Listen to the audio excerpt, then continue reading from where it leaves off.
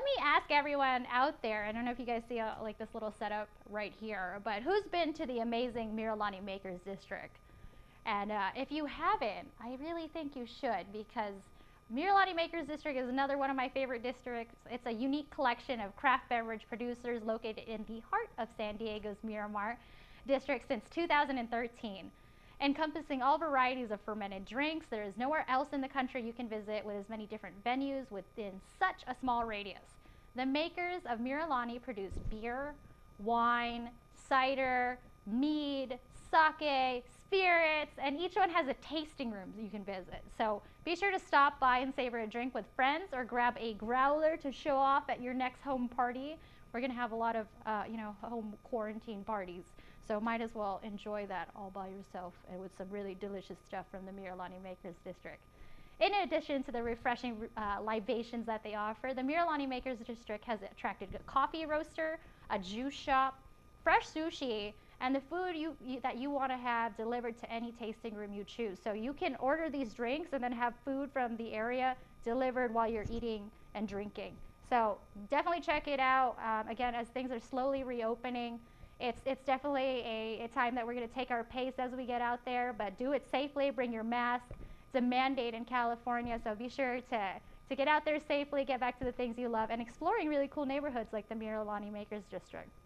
It is truly a neighborhood and district that you cannot pass up. And today we're actually joined by two of the amazing makers in the Miralani Makers District. We're going to shoot over to Setting Sun, Sake, and Charlie and Echo. I hope you can see us out there and see what we have going on. Hey! Can you guys hear me? Can I hear you? Kind of. Yes. Hello, hello. Oh, here, Eric. Hi.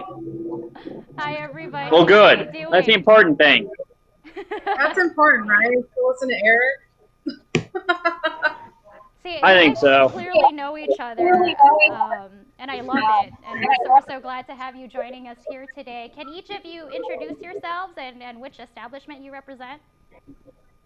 Sure. I'm the hospitality manager here at Setting Sun Sake Brewing Company at the Miralani Makers District. And I am Eric Van Drunen. I am the Echo in the Charlie and Echo here at Charlie and Echo, and I am the winemaker. Awesome. So how are you guys doing today? How's your Saturday? It's been great. It's been busy. Busy. Okay. Can you guys explain to us how that process has been? How's everybody been, slowly coming back to visiting you and Yeah, so here at Setting Sun Sake, we our hours are Tuesday through Saturday. Tuesday and Wednesday we're only open for curbside pickup. Thursday, Friday, Saturday from 2 to 5 is reservations only, and then 5 to 8 we're open tasting room service. So you can come on in. We are at limited capacity. We have to maintain the social distance jam and keep your masks on, be respectful to people's distancing, but it's still good, and people are still coming around, and I'm happy to be serving and making some cocktails for everyone again. Absolutely. How about you, Eric? How has everything been? It's been good. I mean, we're down, overall, I like to say it, we kind of, the whole COVID thing, it sort of killed our growth. We were growing really well. But, on the plus, to a degree on the plus side, we're about the same as we were last year, which means we just had a lot of great support from our existing customer base. And it's been awesome that way. So, we're chugging along. We've been, just doing to go for a while, and then we just reopened to doing in the tasting room. And it's been busy today, so sorry for a little hecticness on my side running around. But it's actually been a pretty good day. That's good to hear. We've talked to a couple business owners earlier today about how they've been adapting.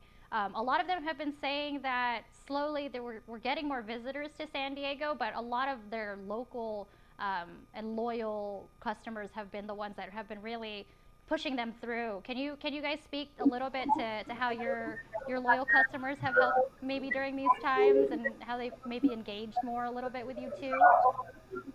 Yeah, it's been great. Even just the neighborhood community support, Miramar and Mira Mesa People have been coming by. We just released our new website, which we launched our web shop, so you can now buy Setting Sun Sake online. We ship to 39 states, which is great. And then we do local delivery as well as curbside pickup. So we've had such a great support from the neighborhood in general to help us through these difficult times. Mm-hmm. How about you for you, Eric? Is there a like a loyal wine group? What is the proper term for like people who love wine? Is there a term for that? Wine lovers? Yeah, it's awesome. Yes. So who's awesome in the comments? Yeah, pretty much just awesome. Yeah, no, it's been really good. We similarly we did a lot of upgrades to the website. We always had like online ordering, but it was a little clunky before, so we spent a lot of time and energy kind of smoothing that out, making sure all the products were on there, and that the checkout process was smooth, and spent a lot of time kind of website upgrading and everything. And quite honestly, it was really heartening. I mean, we didn't know what to really expect. You know, we invested in that, and first weekend we were open for doing just to-go orders. The orders just coming in, and people would come in and pick up and go on their way. And it's been fantastic having such like a great base of just customers that love what we do. It's part of and part of also that dynamic of being in the district is you had a lot of people who would come for their pickup day out, so they would come here and they would get something from Setting Sun, and then they come get something from us, and they might get something from another maker. So, it was kind of their craft beverage shopping day out, and so it helped to have a group of people like in this district here to make it a worthwhile trip for them, rather than saying it was something exceptional they had to go do. Mm-hmm. That's amazing. Like that again, we have this scene here in San Diego where people are able to go to like the Miralani Makers District and pick up from different brewers and makers. How many makers are in the Miralani Makers District right now, if you guys know? That's a good question. It's growing so much, maybe, or it's growing, and also we have unfortunately lost a few people here at the Makers District, and then some people are still temporarily closed at the moment. They may or may not be doing takeout orders, so you just have to check each maker that's available right now, like on their separate pages. I think there's like 8 or 9 of us currently though, still, so whereas there was like 12 or 13 of us, so we've lost a few, but yeah. It's definitely a tough time. I love seeing how resilient our business owners have been and how they've pivoted and tried new things to really figure out how we're going to get through these times. And thank you to all the loyal customers that have gotten out safely and still continue to support the neighborhoods that they love. How was the Miralani Makers District formed, actually? I'll leave that to Eric. I guess. Yeah. Well, I guess I would say it was very organic. Two Kids Brewing, who closed down, but they were one of the original people just in this area. And then there was a Lime Brewing, which used to be Pacific. A Lime Brewing still around, and so there was a couple of breweries here originally. And then sort of over time, it kept kind of picking up steam. Some of that somewhat accidental, not necessarily, but if you saw some people that were, I would say for one thing, for us, when we're looking at spaces that we could possibly move into, when we eyed this area, that was a plus for us. We said, look, hey, there's already at that time 3 breweries here. There was going to be a cider place moving in. Sake was here. At the time, there was another winery here. So that was, to a degree, it was some sort of critical mass, right, where you just had enough purveyors there that you start attracting other purveyors, because you want to be part of kind of this cool one-stop little community that's going on. So it kind of happened organically as far as us all showing up. As far as us there is really officially no Miralani Makers District. It's not like a Brewers Guild or something like that where there's an official organization. It's just us wanting to kind of promote the area and getting together. And so, kind of cat herded a little bit and got everyone together to start promoting the area. And it's really been great. I think it's official in our hearts. So that's all I'll say about the Miralani Makers District. Like I just know whenever I visit that area, I think of it as the Miralani Makers District, and it's such a cool thing to say that there's so many different styles of makers in the area. And it's nice to see how it changes and how it adapts and what's new and what you'll be introducing next, really, because you're all so creative with your craft. And that's like the perfect segue, I would say, to like these beautiful craft bottles that are in front of me. So I got the to-go PhD from Setting Sun, and we'll talk about it in just a second. And I'm just going to introduce everything. Awesome. I got the Blood Orange, 8%, also from Setting Sun. And then this is the Dark Star from Charlie and Echo. And then we also got two cool cans. This is the pomegranate grapefruit sangria. Ooh. And then the kumquat, kind of faded, kumquat ginger sangria also. So Yep. I guess we'll start with Setting Sun, and then I'll start pouring them out so we could do a little taster with you. It's happy hour now, right? It's pretty sure it's happy hour time. It's happy hour all day. It always is. Yeah, it's happy hour all the time. It's 5 o'clock somewhere. An international time. Kim, can you tell us a little bit about the sakes that you brew at Setting Sun? Yeah, so that is our PhD. It's a pomegranate hibiscus green tea sake, only at 8%. Oh no! It's a celebration now. Oh, it's a real celebration. We're in studio, and no one can come near me because we have to Yikes. I'm so okay. Luckily, nothing has been touched, I think, but that is as real of a moment as a live stream could get. Who shook the bottle?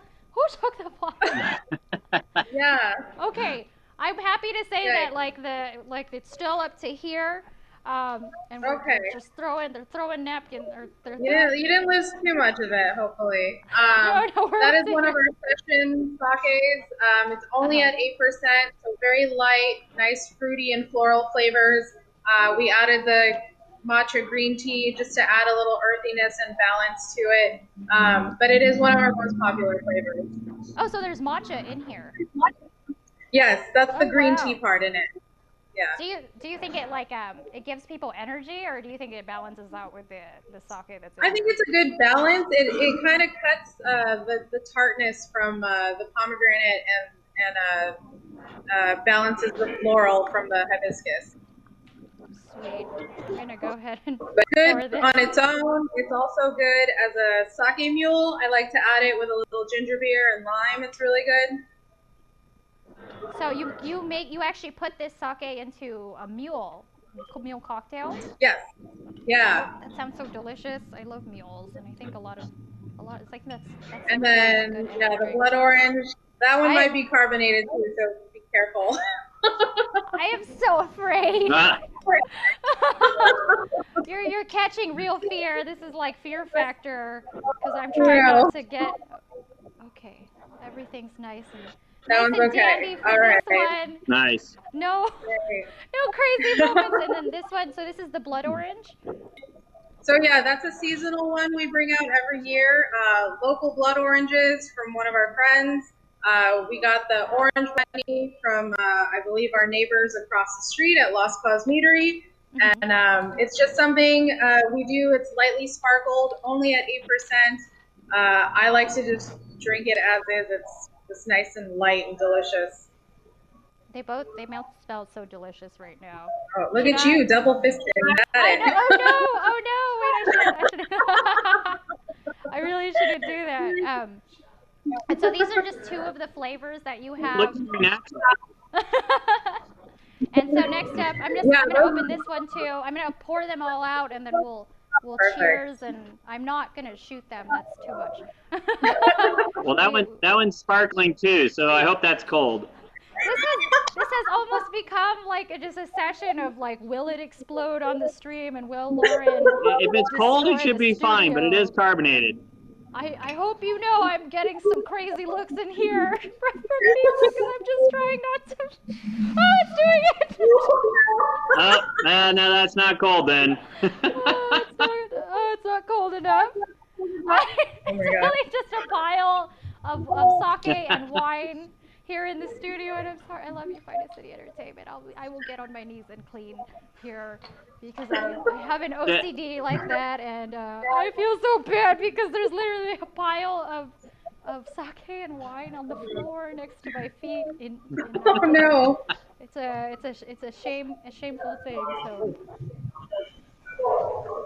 There you go. Oh my goodness. Okay. Waste not. Can you share a little bit about this beautiful wine that I unfortunately exploded in the studio, the Dark Star? Oh, yeah. So that is so it's a sparkling red wine. A lot of people haven't had a sparkling red wine before, which is kind of unfortunate. I mean, it is delicious stuff. So it's a blend of Zinfandel and Syrah. Now, this is all grown in San Diego County. So this is all grown locally. We make it locally, so we don't do the growing, but we work with local growers. And it's all naturally made. So it's all wild yeast fermented. We don't add anything into that wine other than a little bit of sulfites to stabilize it later. Otherwise, it's as most kind of basic and old world as you can make a wine. And we're doing it here in an industrial park in Miramar. And that's it. So I think it just goes well. We wanted to make it because we just think it goes so well with San Diego, warmer weather, warmer climes, and you might want to have red wine with something, but if it's warm out, it makes it very beautiful and fun and refreshing and something you can drink on a hot day and still be enjoying red wine. That's why I'm happy. That is the perfect epitome of summer San Diego. I think many have partaked in that. And then I'm going to open up these two. These are not going to explode at me, right? Like I'm a... Well, no, they should be fine. They're lower carb, but hopefully they're cold. Then again, we've set a precedent at this point. I know, it's like, right now it's 2 for 3, so... Okay. Safety has there we go. I feel confident and watch the last one be the one that also gets me. So. All right, we'll give it a good shake first. That's a celebration time a little too early. It's no longer happy hour. It's destroy the set hour. Oh no. Just kidding. And then this last one is the pomegranate grapefruit sangria. So can you tell us a little bit about these two and I guess the difference of like why you put this one in a bottle versus these two in the cans? Yeah. So well, right now what we've been doing is so the sangrias are wine beverages. I mean, wine's a base there, and we make some fun with it. So the two sangrias you're having are part of our Project X series, which is kind of our ongoing series to show people the fun side of wine. I mean, wine is amazing and enjoyable, but can often get a little serious feeling. And there's a lot of wonderful beverages you can make with wine. There's wine cocktails, like a French 75 and things you can make, sangria, all kinds of fun. So it's kind of our ongoing series to show people there's a lot of fun things you can do with wine. So this was part of a sangria series. And so the stuff that we do in the Project X series, we can. The other sparkling wines we do in bottle. Not a huge reason or anything other than I think people's expectations are sparkling wine should still come in a bottle. So we kind of do that for the wine, and then we do the rest of the stuff in can. But we still then have a lot of fun with the sangria. So you've got the ginger. So that was kumquat, and we poured 80 proof brandy, kumquats, and just covered them in whole. We just covered them with brandy. Let them sit there for 6 weeks, and then poured off like this most luscious kumquat cello off of it. And then we took the kumquats, pureed those, strained them, added that in some white wine, some Sauvignon Blanc, and then a lot of fresh ginger. Let that steep for another week, and then carbonated it, and that gives you the kumquat ginger. And then the grapefruit pomegranate, as you can already tell, also has a lot of cardamom.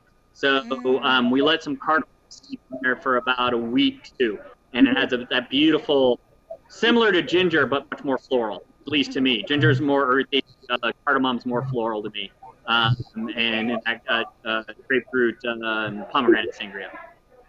So all of these processes for both of you and all the makers, so you're making all of this in the Miralani Makers District in your, what do you Yes. call it, warehouses or tasting rooms, studios? It's almost an art, really. We have a tasting room, so this is our tasting room right here that I am in right now. Oh, that's a cool mural. We also have the brewery side, which sake is brewed just like beer, just a few more different ingredients, a few more steps. It takes about 3 months for us to brew a batch of sake, but all of our sake is nama sake, which means unpasteurized. So we always have to serve it best chilled and serve it as fresh as possible. So it's brewed right here at the Makers District. That's so great. And again, I really encourage everybody at home, if you have not visited the Miralani Makers District yet, now's the time. They also have to-go options. Again, we took these home. It might be a party in your house if you don't know how to open bottles properly, like myself. But I definitely want to cheers you all. So I'll start with a PHG, and then I'm gonna try the Dark Star afterwards. So, does either of you have a special way to say cheers? By chance? In Japanese, you say kanpai. Kanpai? Okay. Yeah, Sweet. kanpai. All right. Kanpai for Cheers. the sake, and then Cheers. cheers. Oh, that is so good. I personally have like an affinity to sake, and I appreciate again that like we here in San Diego have a sake brewery. We have Charlie and Echo where we can go and have a wine tasting and have just a wonderful night with our friends and family. Is there any other special products or any fun programs that you all have coming up that we should know about? Right now, we're here at Setting Sun. We're still just trying to maneuver through the safety rules and regulations of this pandemic. We're still going through. We're very happy to be open, even with limited hours. But so far, it's working, and I don't think we have anything up and coming, but I am starting to get more like food pop-ups here. We also partner with Mr. G Salsa, he's also part of the Miralani Makers District. So he's you can order pizza, his salsa pizzas through us, through both us and Charlie and Echo, which is really great. Oh, okay. So yeah, well, we do. Go ahead. I was going to say there's the next Walkabout release, which is tropical theme, which is next Saturday. So it's I don't know how many of the makers are participating in it because again everybody's kind of in different stages of open, reopen, whatnot. But we're going to be doing a mango lime green chile white sake. I said sake sangria. Mango lime white sake sangria. Did I say that right? Mango lime white sake sangria. Yeah, I accidentally added a sake because now I've got sake on my mind. But yeah, no, just a mango green chili lime sangria. How far are you? You're walking distance, right? And that whole area is basically walking distance. Oh yeah, we're like us and Charlie and Echo. We're on like opposite corners, so we're just we're not too far away from one another. And then for the people at home, we could join each other in about 30 seconds. You should swap places, and then one of you instead like shares the sake, and then someone shares the Charlie and Echo wine. For everyone tuning in at home, can you explain a little bit about what the walkabout is? Because I don't think we explained that a lot earlier. So what is the walkabout in the area? So the Miralani Makers Walkabout is something we do once a month. We pick a theme or an ingredient, and anybody who's part of the Makers District is allowed to participate and offer some type of special. So, for example, last month was our strawberry walkabout. Here at Setting Sun, we had our Strawbanero, which is a strawberry habanero sake that sold out really fast. Eric did it was a strawberry vanilla sangria, I believe. That was delicious. Yep. And then this month is tropical. So it just because, like he said, not everyone's open right now. It just depends on who wants to participate. But if a maker is participating, we're usually promoting it on our separate business pages and on the Miralani Makers District page as well. That's so great to hear that all of you are just so supportive of each other. It's really seems like a community. Like how often do you guys meet to come up with these things like the walkabout? And then I know you in the past had lots of events growing in the area too. Yeah, we try to meet up once a month. I think right now, because of the shutdown back in March, everyone's kind of just trying to survive and doing things independently.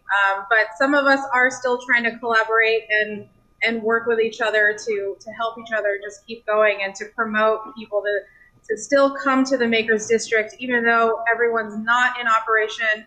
But some of us are still. So you can still come here. You can still enjoy your time. Most of us are starting to open up more our tasting rooms, so you can come in and drink and eat and just with safety standards. Yeah, I mean, I think for all of us, like we're just getting so much information thrown at us constantly, and like we're seeing that like obviously we have a mandate in California to wear our masks when we go out safely, and I love that. It makes sure that we take care of each other. Can you walk everyone at home through what it would look like if they were to come in? What if they either want to do to go or if they want to do inside the tasting room? What is the new procedures and kind of new measures that you have implemented to make sure that they're safe and that they're enjoying these wonderful sakes and wines? Yeah, here at Setting Sun, what's great is that we were allowed to have an extended premise. So we actually have some outdoor seating just outside of our tasting room. I am currently open right now, so I have people here. But if you can see behind me, we have a little tent. There's tables out there. That's one of our regulars. It's really cool. We have our tables spaced out like 6 feet apart. Yeah, so people can still come in into our space Thursday, Friday, Saturday. We're open.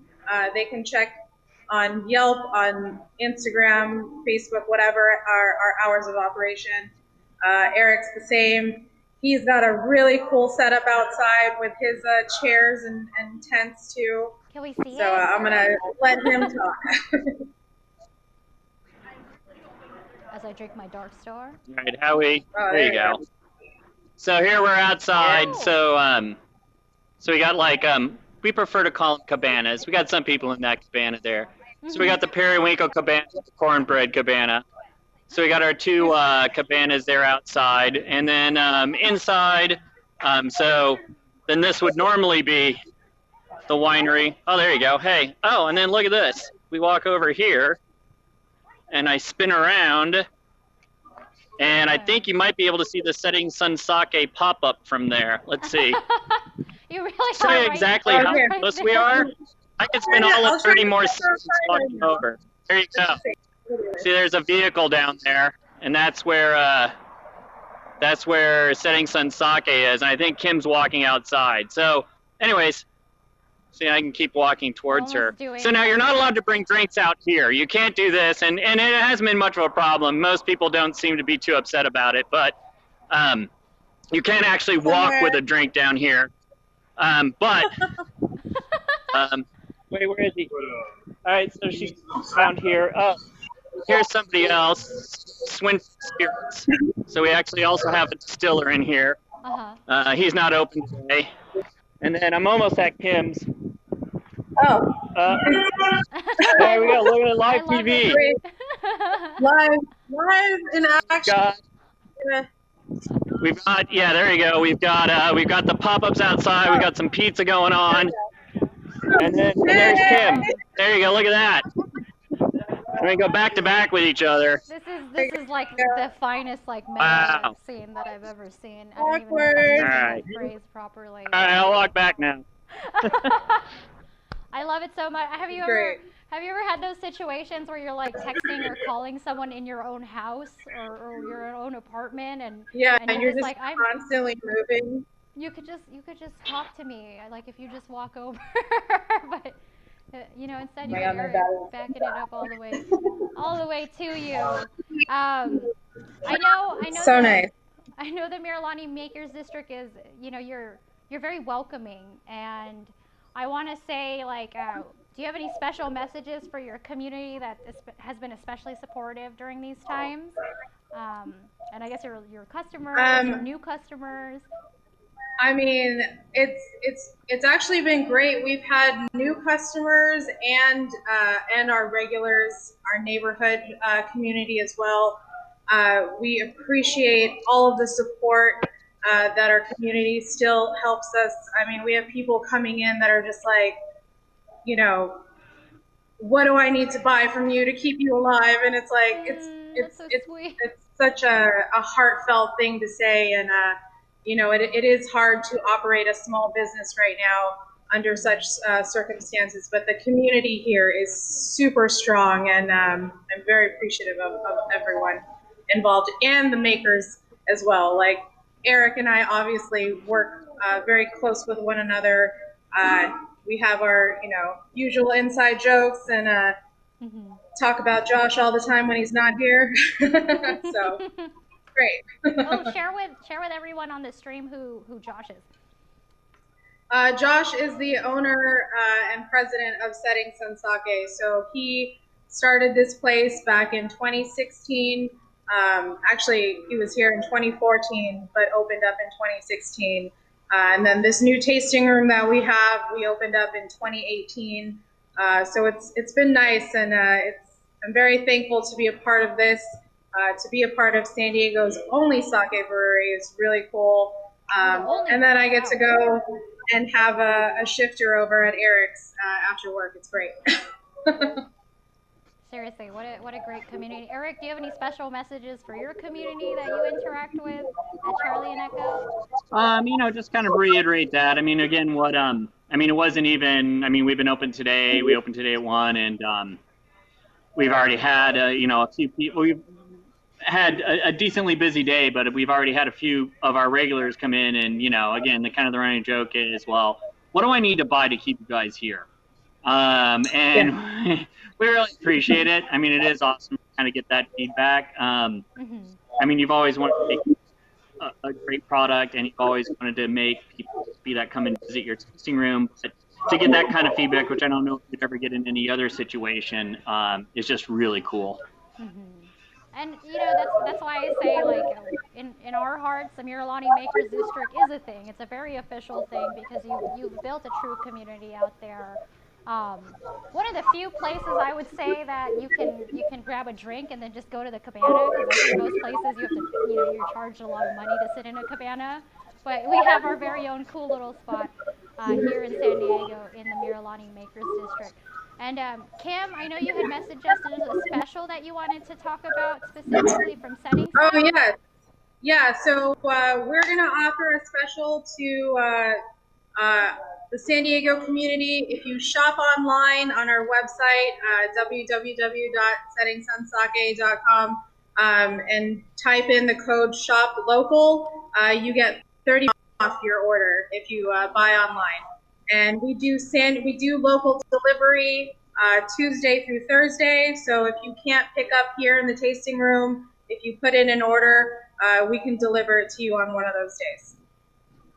That's so great, and thank you for sharing that deal with our viewers. And again, for everybody out there, this is the San Diego and Me experience.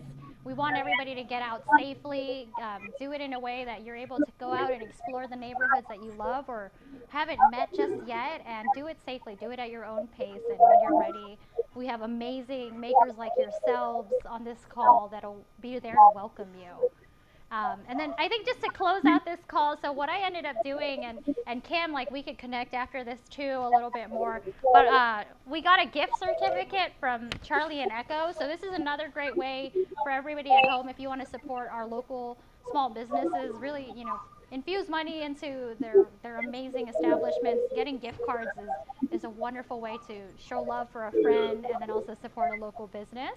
And so we have this $25 gift certificate to Charlie and Echo that we can give away on the stream. Nice. Eric, what's a cool question? Like, what do you want someone to like answer in the comments, and then we'll choose a random winner from those comments. So earlier today, we've asked people like what their favorite neighborhood is, what their favorite food is. What's a cool question we can ask the audience so that they can win this really awesome $25 gift certificate to Charlie and Echo? So we'll keep it San Diego. We'll keep it San Diego. Best line from Anchorman. Ooh, I Oh. you go deep. Ron Yeah, channel. yeah. All right. Best line from Anchorman. Best line from Anchorman. You heard it from Eric, yourself, from Charlie and Echo. You can win a $25 gift certificate. And then I'm going to connect actually after this stream with Kim to talk about how we can get a gift certificate from you. And then, support your business and get everyone to use the hashtag SD&Me. Every post that they do showing that they're getting back out, supporting their businesses, having that experience that they want to get back to in summer. We're going to go ahead and choose a few winners over the summer, and we'll give a gift card out from Setting Sun too. So I'll definitely connect with you on there. I just want to say thank you both so much for being on the call. Feel free to give any shout outs to anyone you'd like during this time, and then we'll give a wave, and then also we'll give a cheers out as well. So feel free to let us know who you'd like to shout out right now. Cheers to you, ma'am, for putting this together. You and I have worked on some events in the past too, and we appreciate your support as well, and to connecting us with the community, broader from Miramar and beyond. So thank you. No, thank you so much. Yeah, I will reiterate, and I've apparently been going a little faster than everybody else. So I'm going to cheers with the minor amount that I have left. But cheers to that. I will actually want to make one question you had earlier. You mentioned something about not opening a bottle the right way. The only wrong way to open a bottle is to not open it. Oh, every other way is fine. Okay, and for everyone at home who opens it like me, just put some paper towels on the floor so we don't ruin the studio or your nice carpet at home. So thank you all so much for joining this call. I love what the Miralani Makers District does. I work with the Convoy District, and so again, we want to see more partnerships with all of our neighborhoods. We want to get everybody to build even stronger communities here in San Diego and get back to the new neighborhoods that they need to explore. So thank you so much for joining us here on the call today. We'll close out with a kumpai and a cheers to both of you and all the makers, and we'll definitely talk soon. Have a wonderful summer. Thank you. Cheers. Thank you. Thank you, Lauren.